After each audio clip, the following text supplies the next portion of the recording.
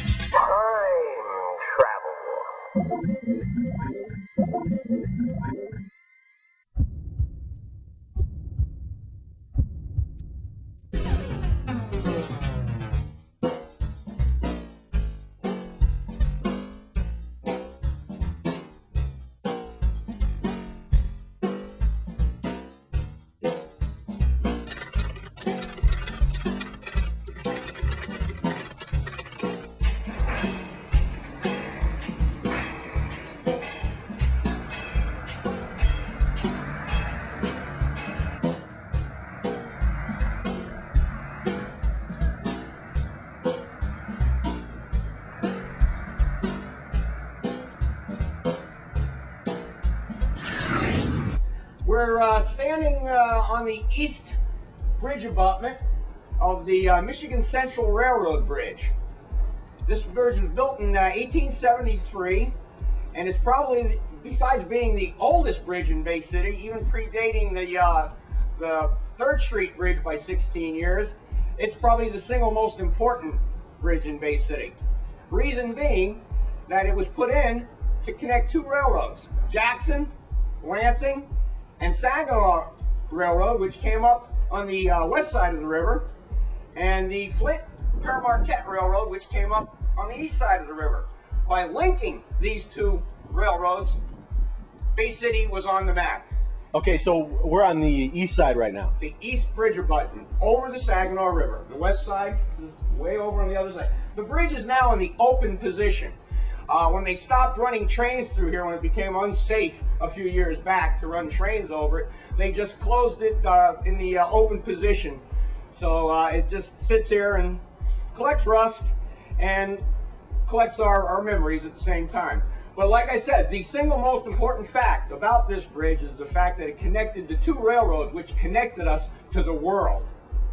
And because of that, all of our satellite industries here, the industries that we're trying to take a look at, the transition industries of Bay City, between the lumber era and the modern time, that transition period, the beginning of the Industrial Revolution in Bay City, this was what allowed us to become part of it. This bridge, this single bridge by itself, meant more than any of it.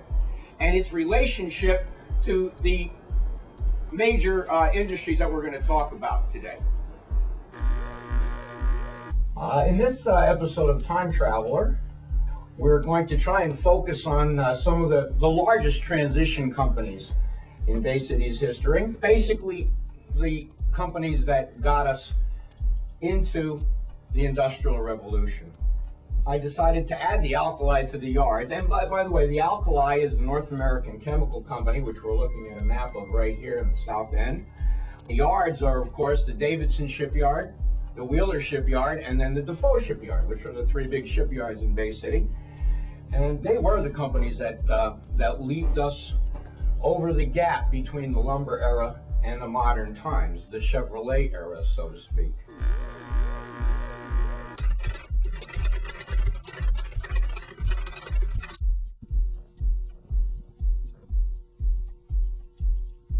We're here at the ruins of the North American Chemical Company, and every time I come here, and believe me, I've been here many times.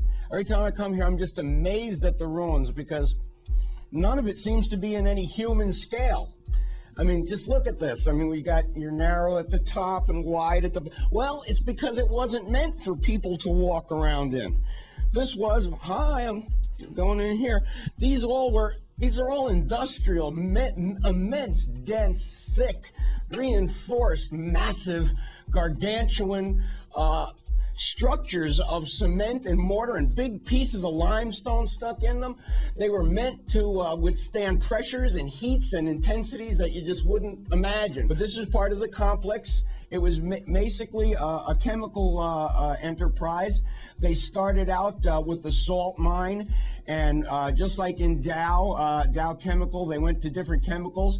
They found out that the most economical chemical to make was chlorate of potash, which takes a lot of firing and burning and whatever. And then when they did that, they realized that they could save a lot of money by mining their own coal, which was right down here, right next to the salt mines. So they started mining their own coal, and the offshoot of that was they got their own generators, steam generators going, and pretty soon they were knocking out a lot of electricity, and they were knocking out so much electricity that they started supplying it to the city. The city went out of the electricity business in 1917, and the North American Chemical Company became our consumers' power at that time. In fact, they went right up till 1927, and when they closed, Consumers Power bought the company, and that's where they started. Well, you know, even though we call this the ruins of the North American Chemical Company, actually to local people, they know this is the alkali. And I know I've been coming here for 20 years, and I've been fascinated crawling in and out of all of these spaces and crevices and strange shapes. Like, what were those two doorway things down there? What were they all? Oh, it doesn't really matter.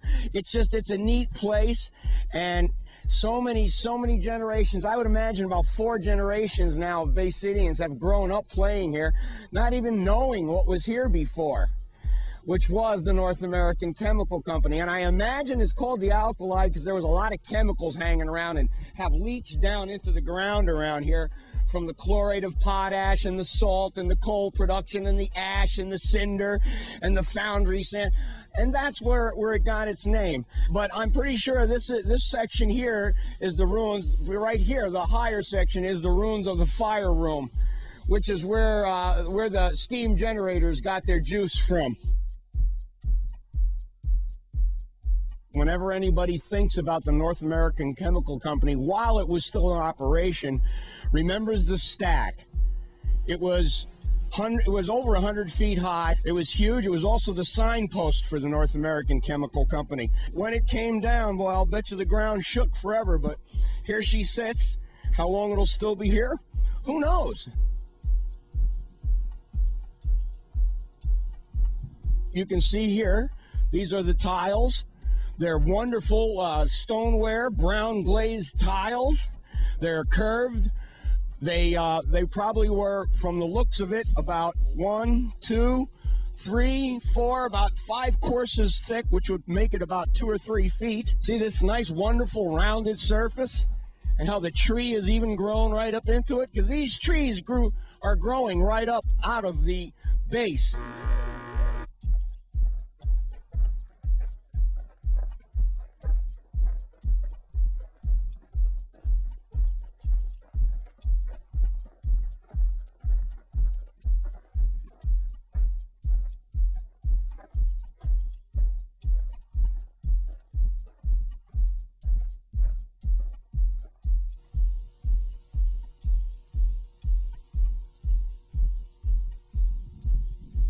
And you know, as I sit here and look at this, I think it might be appropriate to mention something right now. Not only are we sitting in the middle of the ruins of the American Chemical Company, and sitting in the middle of the alkali where all of these generations of Bay Cityans grew up. This is one of the last vestiges of our cultural heritage from the last century, because all of this was started in 1897.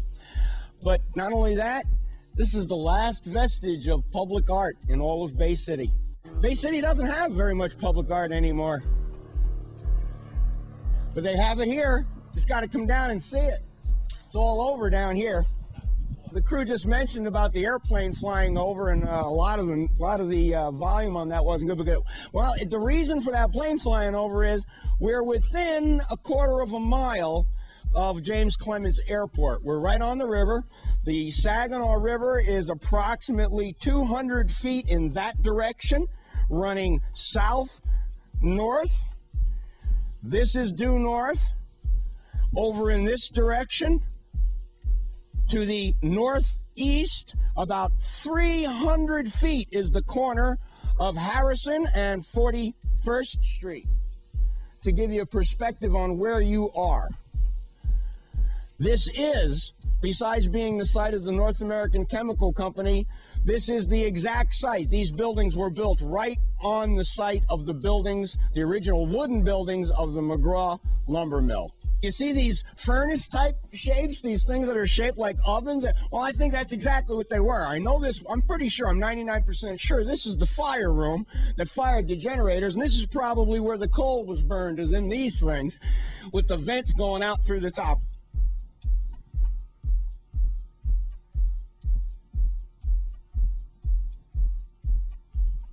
Yeah, interesting to note, that's why I wanted to stop here to point this out.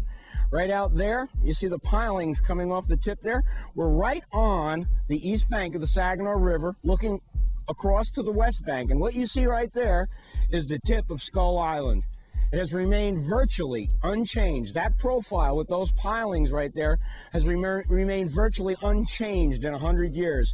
Later on, when we do the slideshow, you'll be able to see behind the bird's eyes of the actual North American Chemical Company, you will see that profile in the tip of the island behind in those 100-year-old photographs. Now the island, if you can pan over here, you can see the island. There is no bank. It's just they put a dike across. In the 1950s, the Army Corps of Engineers put a dike across there and across the other side at the south end of the island, effectively making Skull Island a peninsula, which is the way it sits right now. It is now a peninsula, not an island, but there it is. That is Skull Island. This is the river edge of Skull Island.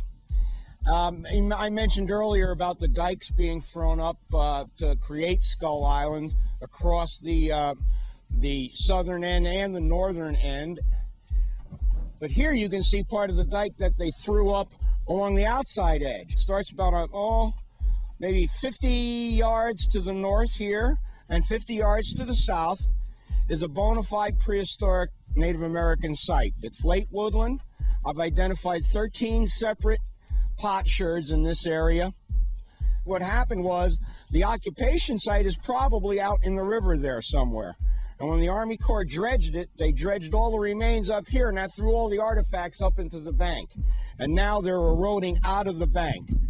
Just like I just picked up this nice fragment of a chert nodule from Charity Island, probably. These were fractured open. They came large, we call them cannonballs.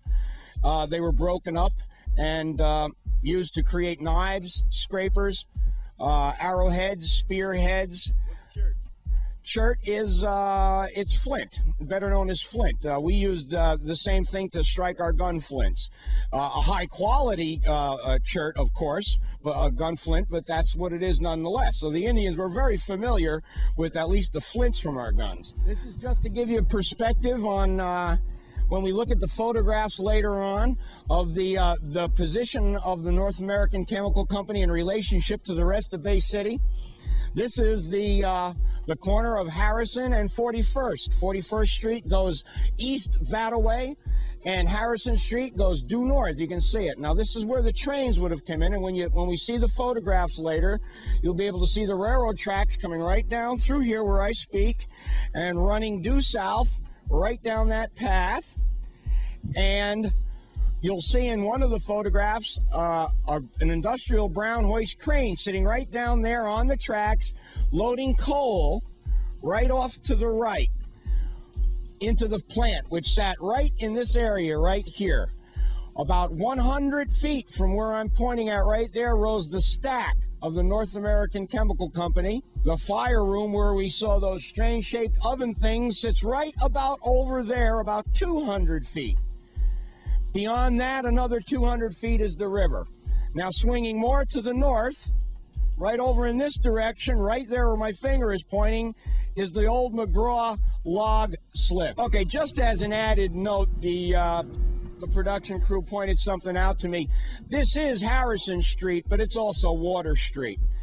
As you follow it through, it just naturally becomes Water Street. It was the street that went along the entire length.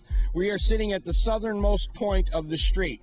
From this point south was all railroad. And this goes completely up, all the way up until it hits Woodside at the corner of 2nd Street. That's the total length of Water Street. Here comes our encounter of the closest kind. This is a map from the 1896 Bullock Atlas, which is a good one because it's central to the period. Can't see any of the North American Chemical Company buildings because they're not there yet. This is 1896, and the North American Chemical Company wasn't formed until 1898. And there's the railroad, and we have to look at this. This is the McGraw spur of the Flint and Pere Marquette Railroad. Also very central to the story because what started the Industrial Revolution and kept it going in this area and all throughout the country was the railroads. So that spur of the Flint and Pere Marquette Railroad is very important, and you'll see why when we loop this all up all around the river with the railroad bridges and with the other shipyards. Because they were all linked by rail, and until they were linked by rail, nothing worked. In this neat bird's eye of the North American Chemical Company, we're looking south, right at the corner of Harrison and 41st. The river's in the background, and immediately apparent, of course, is the stack with North American Chemical Company right on it, the biggest sign in Bay City right there. You can see the railroad tracks running right down the street. Very important to remember, that's the link up, that's what makes the whole thing work, the railroad. You can see right there, an industrial brown hoist crane. Wherever you look in Bay City at this time, there were industrial brown hoist cranes all over the place. Okay, now we're a little bit closer in this one, and again we can see our North American Chemical Company sign right there. In the back we can see the river, and if you look closely right over here we can see the tip, the northern tip of Skull Island. And what we can see going on here, and there's a process here, that's why there's numbers on it. Over here to the left we see a coal car, and we see an industrial brown hoist crane loading coal into the hoppers right here at number 2, which goes up these conveyors into the end of the fire room. And this is the fire room right here, and that's where the coal went into the steam turbine, went to fire the steam turbines, which drove these generators. That's what you're looking up here in the picture, the generator, the turbine, and over here the alternator that kicked out the juice. And this is what, even though it was made at first just to produce power for the plant, it was this that turned into its largest product, which was electricity. Eventually they would become Bay City's electricity output. The city would go out of the electricity business and hire the North American Chemical Company's generators to generate the power for the whole city, the whole everything in the town.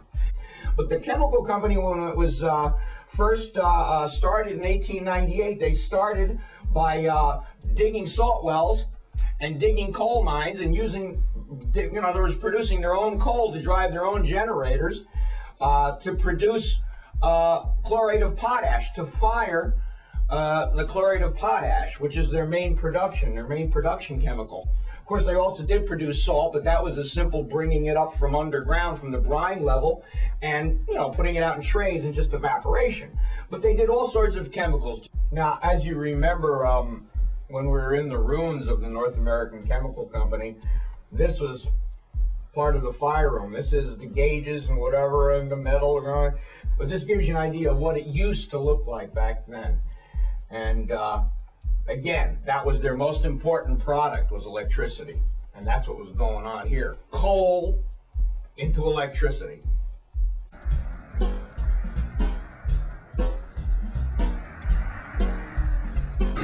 This is the Davidson shipyard. This is our first shipyard, 1873.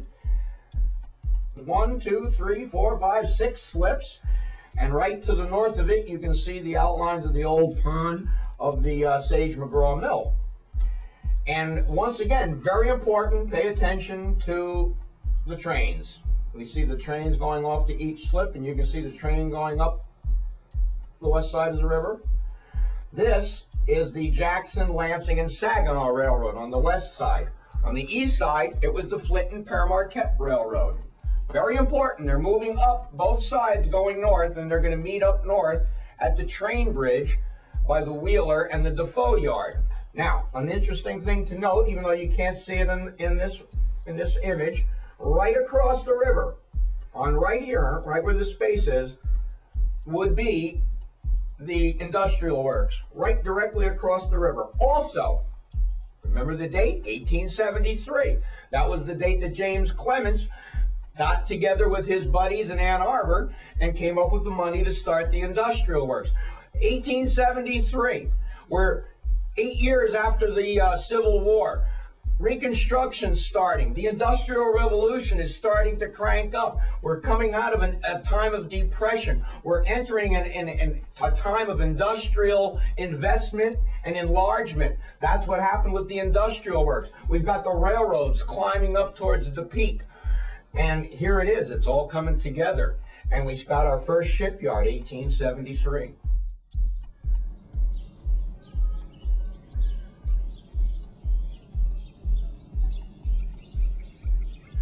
We're standing on the site of the James Davidson shipyard on the west side of the river.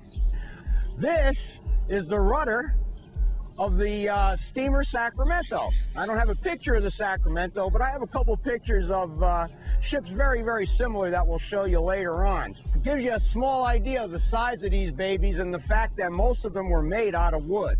Even though the Davidson shipyard made mostly steel ships, they did do some wood ships, but almost all of their rudders were made out of wood, and they worked very well. If you look across over on this side, you can see how close a proximity we have to the Brown hoist. Quite an impressive sight, but it just gives you the idea of how close they were to one of their major suppliers of almost everything steel before the Brown hoist went to cranes. From North American Chemical Company to James Davidson shipyard to the Wheeler shipyard, Defoe shipyard, there was industrial Brown hoist cranes crawling over everything. They did it all. And this is Mr. James Davidson, and he opened his first shipyard, 1873, at the corner of Fisher and Crump.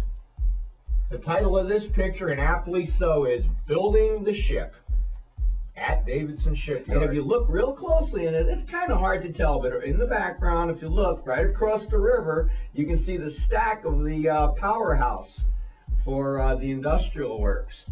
But there's the boys, and they built some ships. And this is the slip that still exists across the river, the one that's still there. This is the Bay City Boat Slip. This is the biggest one. This was the one that was easiest to operate, electronic and hydraulic doors, and this is a nice old lake steamer. We're ready to come out. Is this the slip over by the community center? Right. This is the one that's right by the community center to this day, and this was the one that was known pretty much all around the world. A lot of famous ships came from that little slip right there. Now this image, which was taken in 1966, basically shows the slips, the configuration of the slips, the way they used to be before they got filled in.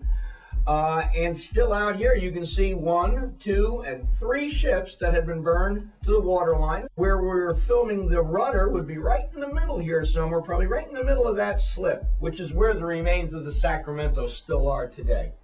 And although we don't have a picture of the Sacramento, whose rudder we showed, this is the Aberdeen, built in the same slip at the same shipyard.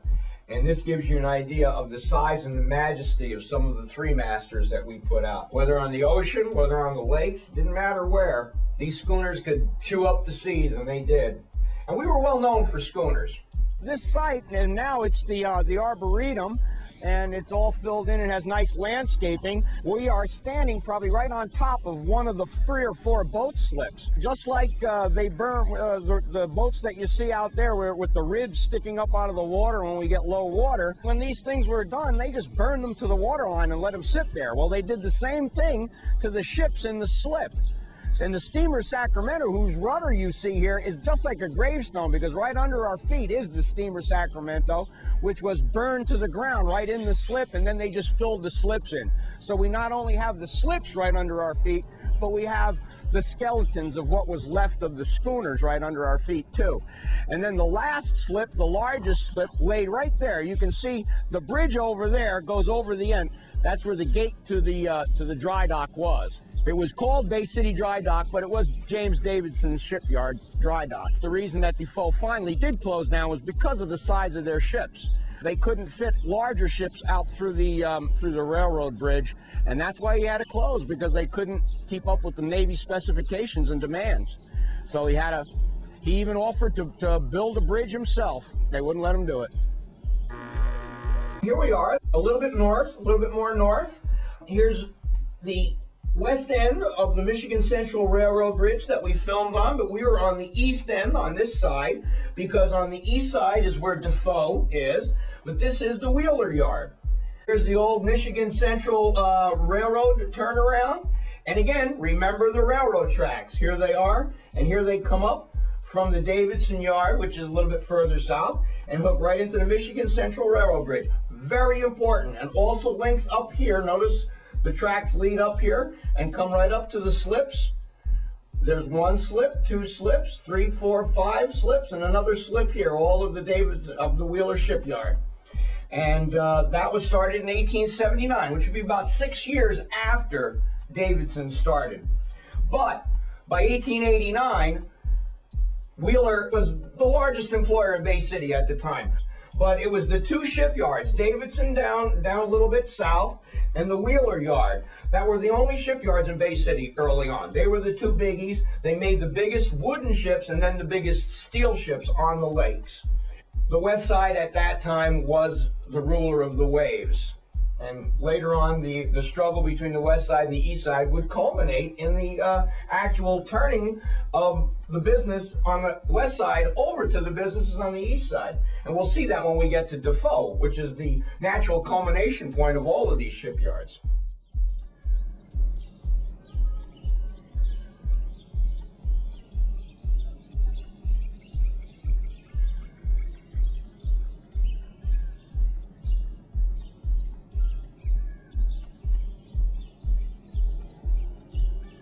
Right over here, which is the west side and north, right over there where you see those rocks banked up against the bank, that's Wheeler's Landing, and that's the site of the old Wheeler Shipyard.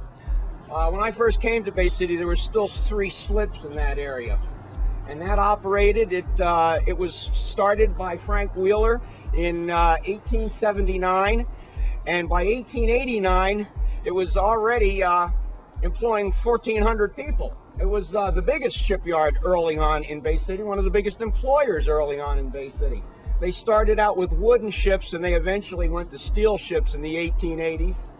And between them and Davidson, they built the biggest freighters, wooden and steel, on the lake. This is the only image I know of Frank W. Wheeler, but you can basically say that Frank Wheeler and James Davidson were the guys that started Bay City off on the industrial course that they would go to. Of course, you got to add James Clements too, because it was his vision also in 1873 to start the industrial works, get his cranes on trains going, and supplying those cranes on trains to all of these shipyards and all of the other yards besides the world, to get not only the world going, but get Bay City cranking into the Industrial Revolution. Here we go again, my favorite kinds of pictures. This is one of the early days. This is at the Wheeler Yard. In the early days, you can see all the hand tools, and you can see awl in that fella's hand, and he's got an awl. Just a great picture. Look at these two young kids over here fist fighting. You have a little boxing match going on. Look at this gentleman up here with a big old fro in his hand, or an axe as we would call it. Just a really great picture. These guys were having a good time building the ship. Now here's one of the old famous sideways launches. If you notice the picture of the Wheeler Yard, a lot of the slips were sideways slips. And what they did was they just launched the boat sideways. Well, one of the interesting stories that I've read several different relations of it was when these things would go into the river, this wave that they'd kick up would go sailing all the way across the river and hit the other side and then smash up and then come sailing all the way back, and you had actually back and forth, almost like wave actions going. And when they'd launch the boat on this side of the river, all the kids on the other side of the river would wait for the wave to come and jump into the water just as the wave came up. It was almost like a carnival ride back in those days. And when a ship got launched, everybody went out. I mean, they put their heart and soul into these things, and their blood and their fingernails and sometimes their lives into these ships. You know, but that was it was just like a picnic. Everybody came down to watch the I mean, you got to remember, these guys probably been working on that thing for 6 months. You know, they knew it like the inside of their hand. Another thing, you know, identifying with their with the means of production. They were identifying with their product. They were proud of it. They wore their best Sunday clothes when they went down to launch the thing. They were just proud as punch of it, and they followed it. They would literally follow the histories of the ship in the newspaper. And it was out there in the world doing useful things for the whole world. It's just a wonderful job to have, building ships like that. Another wonderful early picture at the Wheeler Yard, showing a manner of constructing a ship that nobody today would probably know anything about. And all those guys are in there with their hand tools and their props. When they get done, there's a ship that goes out to sea. Just an amazing thing that human beings could do that. And here we go. This is another sideways launch at the Wheeler Yard. And you notice we have a full-blown flag flying from the mast. And again, these sideways launches, you can see that huge wave it kicks up that went, and the river's only about, maybe 150 yards wide at this. By the time it got to the other side, that was one heck of a wave. Notice most of the images of the Wheeler Yard are much older because it's a much older yard. You can see by the dress of the ladies in here, what this is the U.S. Hawgood launching party.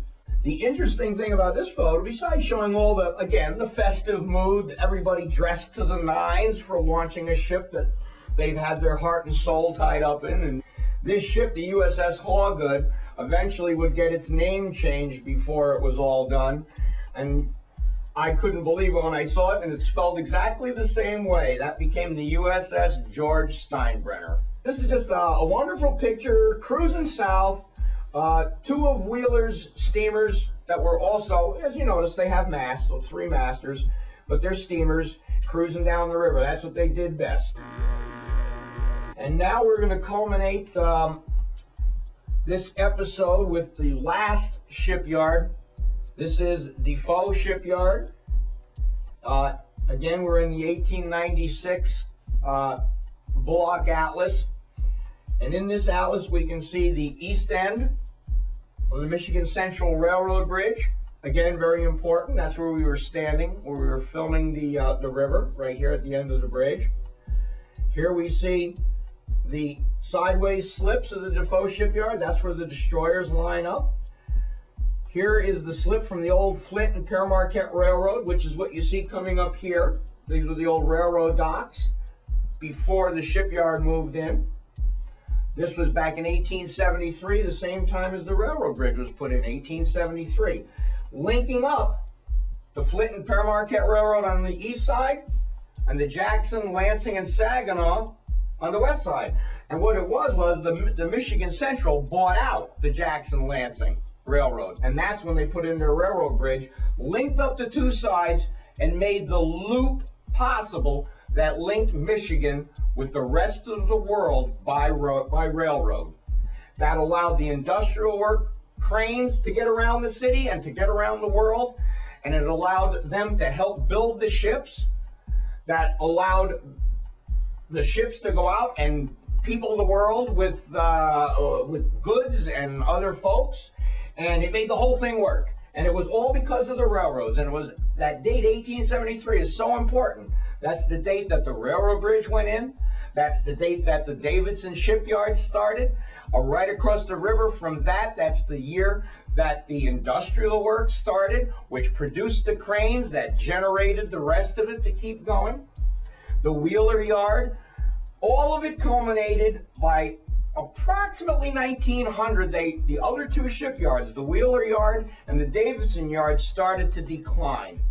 At that point was when William Defoe in 1905, who was just starting up and knocked down boats, he bought the land that used to be the Flint and Pere Marquette Railroad from the Eddy family, who owned a lumber mill there in the interim.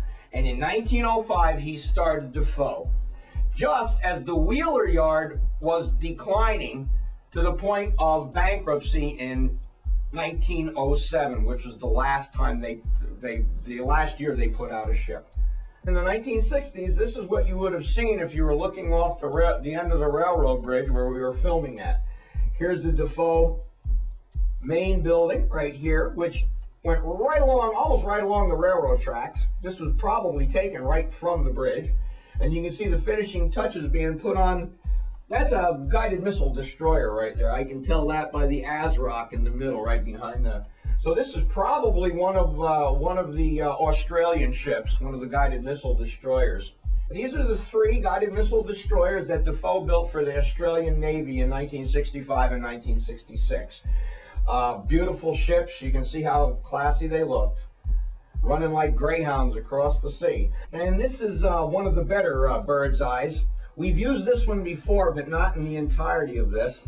This gives a good overview looking from the south across Vets Park, across the 3rd Street Bridge and the train bridge at Defoe, which was right in here. You can still see the Defoe building right there and some of the other buildings there. And this was where the destroyers would be finished off, and that's where the rollover took place right there. And it shows the relationship around the bend to the Belinda Street Bridge, and then around another bend out to the Karen-Weock plant with the bay in the background. You can see it. And right over here on the left, you can see some of the old slips from the Wheeler Yard right here. And of course over here is Vets Park. And if we came down just a little bit more, you'd be able to see the slips of the Davidson shipyard right here. This is out of the rollover slip. It's a sideways launch. You can see that. They love those sideways launch. And you can see that the superstructure is not completed. So after they did the rollover and they slid it out into the ways, then it came out of the slip, long side of the river, and that's when they finish off the superstructure as it sat parallel to the riverbank. And then, of course, they'd move it up as it got finished until it got the most finished ship would be closest to the railroad bridge. Then they'd turn her around and head her out to the bay and out to wherever she was going. This was actually a slip. It was the final finishing slip of the Defoe shipyard. If you move a little bit to the right where you see those rusty things over there, can you see those? Okay, that's about where the building sat. And you'll see pictures a little bit later. I will show you pictures of where the buildings, what they looked like. But they sat right there. I mean, we were right, this was the beginning of the shipyard, right here. Of course, where the rollover went, where the slips where the rollover happened, was way in the back where the old Flint and Pere Marquette Railroad dock was. But the interesting relationship, and here's where the whole total story comes in. I mentioned how important this bridge was in the 1873 date. Well, if you notice, as we go through this thing, not only did the industrial brown hoist begin and start in 1873, the Wheeler Shipyard started in 1879. Captain Davidson started his shipyard in 1873. Do you notice those dates? It's because of this bridge. Without this bridge, none of it would have been possible. Without the railroads, without the Flint and Pere Railroad dock over here, none of it would have been possible. And as the Davidson and Wheeler declined on the west side, until by 1905, they were nearly extinct, which coincides, if you notice, coincides very, very smartly with the war between West Bay City and East Bay City, which eventually wound up in West Bay City becoming Bay City in 1907. Notice how correspondent the dates are. Well, it seems like what happened was Defoe, who started his shipbuilding company in 1905, was like he received the baton from Davidson and Wheeler to carry on in East Bay City after the decline of the shipbuilding industry in West Bay City, along with the actual decline of West Bay City. A very interesting note for historians. Now this was scary when we came across this. This is the DE-1047 made in Defoe Shipbuilding, just to show you how small the world is. Way before I ever knew Bay City existed, when I was back in the Navy, I was on the USS Van Voris, DE-1027. Look at that, 20 numbers away. It's like looking at the ship that I spent my life on for 2 years. There's the 3-inch 50 up front, the Hedgehog right behind that. There's a sub-rock and no ASRock. We had a sub-rock up here. We had a 3-mounted tube, and that was my baby. My baby was the torpedo tubes. Anti-submarine warfare. It just brings back old memories. Wonderful old ship, too. She had a hurricane bow just like this. That means instead of going over 1 and under 2, she went over every one. It was a hell of a ride. Now this is a Defoe Cruise Master. There's a famous one called the Blue Boy that's out there that everybody probably remembers. But anyway, Defoe, in the period when it started out with the knockout boats and before it got all its big government contracts during the Second World War, they built the yachts during the Depression for the rich and famous. It was the way that they made it through the Depression. And that's one of them. Wonderful yachts. This is in the same period when the Honey Fitz, which we don't have a picture of, unfortunately, but that's when the Honey Fitz was made also. And the Honey Fitz, you should remember, was John Kennedy's yacht. It was also Richard Nixon's yacht, but then it was named the Patricia. In other words, every president down through, and it's still out there, and it's still a presidential yacht. Another thing that people don't know about their Bay City past, and keeping with that same theme about ships that Bay City has created from the Defoe shipyard and from the other yards too that are still famous. This is probably the single most famous ship that Bay City ever produced. And besides being the single most famous ship, it's probably the single most obscure ship that people don't know about. This is the Nor. And it's still in existence. It's still operating. It still operates out of Woods Hole. And it still has the same famous commander that it did back in its day, Mr. Robert Ballard. This is the Nor, and this is the ship that Robert Ballard found the Titanic with. Not only did he find the Titanic with, he found just about everything afterwards with this. This is the ship that he went up into the lakes with and did research on the Edmund Fitzgerald. This is the ship that he took to the Urals in the Black Sea when he found the oldest Iron Age ship known, the Nor, Bay City, Defoe shipyards. That's William Defoe. He started it all in 1905, and he died in Washington while presenting a new idea to the Navy. He died of a heart attack in Washington, selling another ship to the Navy for Defoe. The single most important thing as far as humanity is concerned and the world is concerned for Defoe shipyards, and the reason that they really made their mark on history, world history, was the rollover method, which you see fairly well illustrated here.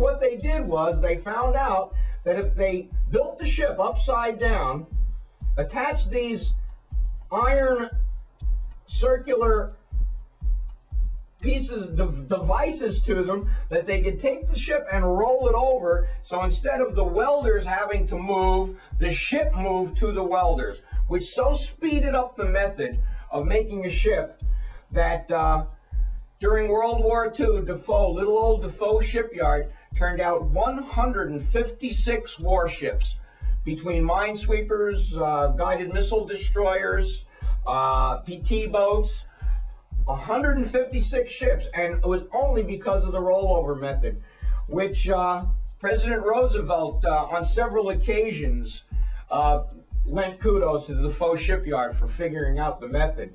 And here we can see the yard where the main slip was, where they did the rollover. You can see the hull is almost in a complete rollover there, but that shows the sideways method of it. Just another illustration showing the rollover method. You can't show too many pictures of it. It was that important. This one shows the configuration of the rockers fairly well. Okay, now this is the last one for the rollover. We don't want to kill a dead horse, but this actually does show the rockers the best. It shows the way they were constructed really good, how they were boarded off, and that's how it was done. It was done from the bottom up, and then it was rolled over onto its top, slid down the ways, and then the finished products were put on the outside parallel to the river, which I'll show you in a minute as we get an overall view. This overview should tie it all together. This bird's eye is looking south down the Saginaw River, and what we have right here, if you follow me, here's the Defoe shipyard right here, the buildings of the shipyard. Right here is the old Flint Pere Marquette Railroad dock that eventually became where the rollover would take place, this slip right here. And if you notice, you can see 1, 2, and the tip of the third destroyer lined up parallel to the river. This is where the superstructures were put on. After the ship was rolled over here in this slip, it slid out on the ways, came out here, went down here to be refitted, the superstructure fitted, and then it took off and went this way out to the bay to go wherever it was going. Here we have the Michigan Central Railroad Bridge, built in 1873, still existent today. Here's the 3rd Street Bridge, which is gone now. And of course, here's the Betts Bridge, which we still have. In the background, you can see the middle grounds with the Lafayette Street Bridge going over. Over here to the right, you can see some of the slips from the old Davidson shipyard. That'll give you a good perspective between the Davidson shipyard, Betts Park. Right over here to the right, just out of the picture, is where the Wheeler shipyard was, right there. And of course, over here to the left is GM, which would be important a little bit later on. Very good overview. It shows you plus it shows how the railroads linked everything together. These are railroad tracks running down here, railroad tracks running right down Washington, railroad tracks running right down the side of the park and right down there besides the shipyard, and that loop linked it all up. This way to Detroit and off this way to Lansing, and eventually this spur over here would go up north up to Mackinac. And that ties it all together. That was the operation right there. That's what made it all work. The Industrial Revolution for Bay City. An interesting story connected with Defoe shipbuilding. I have a guy that comes in. He's really neat. He's into ships and building models and whatever. But he told me a really neat story about Defoe. His dad was a bartender down at the Winona Hotel in the 60s, and they were building. Defoe at that time was building destroyers for the Australian Navy. But what was really funny was when they were almost ready to be completed, they started sending over Australian engineers to get a hold of what was going on in the ships, and right at the end when they were ready to go, they were actually sending even sailors over because they were going to sail the ships out, the Aussies, and they used to hang out in the bar because they billeted them, the officers especially, at the Winona Hotel. So they were in the basement there in the bar, and they'd hang out in there, and all of the Bay City, the Bay City men hated the Australian sailors because they were getting all the girls. One of the sailors, the Australian sailors, actually married a Bay City girl and brought her back to Australia with them. And I thought that was a neat human interest story about Defoe shipbuilding.